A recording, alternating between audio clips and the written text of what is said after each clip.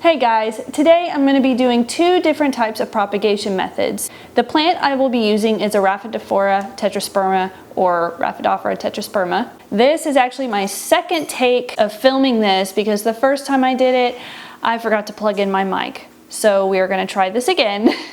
And so everything is already cut up, but I'm still going to explain you through the process. Here we go. All right, I have my cuttings here, and you can see that I, just like with any pothos or philodendron or trailing ones, I cut in between each node. Each of my nodes has an aerial root, so I think these are gonna root up really well.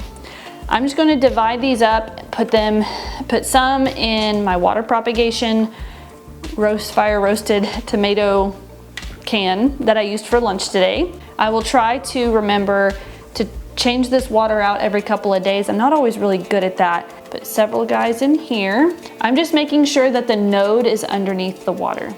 So we're gonna have that one. Now with the sphagnum moss, I'm using very moist sphagnum moss. It's not dripping, but if I were to squeeze it, I would be able to squeeze some water out.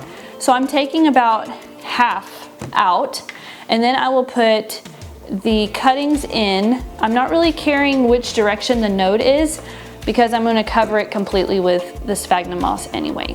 So I'm just gonna put them in kind of just willy-nilly.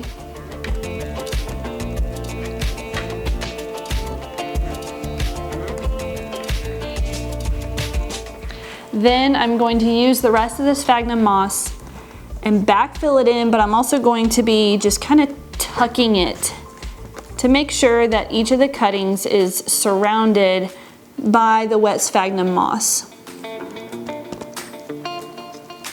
Now this little container I have does have holes in it, so I will need to watch to make sure that the sphagnum moss doesn't dry out really quickly. But I think this will do really well. I'm very excited to see what the process is like. How long, I'm not sure how long this will take to root up. I'm interested to see which one roots up better. Now, this is the end of this video, but this video is actually the beginning of a propagation series that I'm trying to kind of haphazardly put together. So my plan is to just have an ongoing propagation update where I follow up with with propagations that I've done before, and then showing new propagations that I'm doing as well. So be sure to come back and check for updates, or subscribe and turn on the notification bell, and that will just tell you when an update happens.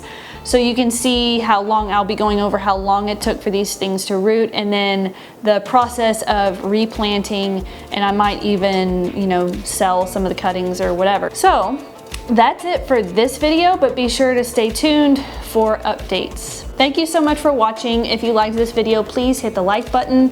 If you did not like this video, hit the dislike button. If you are interested in more content, please subscribe and turn on the notification bell. That really helps me out, lets me know that I need to keep putting out content. It's how YouTubers keep going and putting out content, is by your feedback, whether that be subscribing or in the comment section or the likes, or even go over to my Facebook group page. It'll be linked down in the description box, and hook up with the community there. So I'll see you next time. See ya.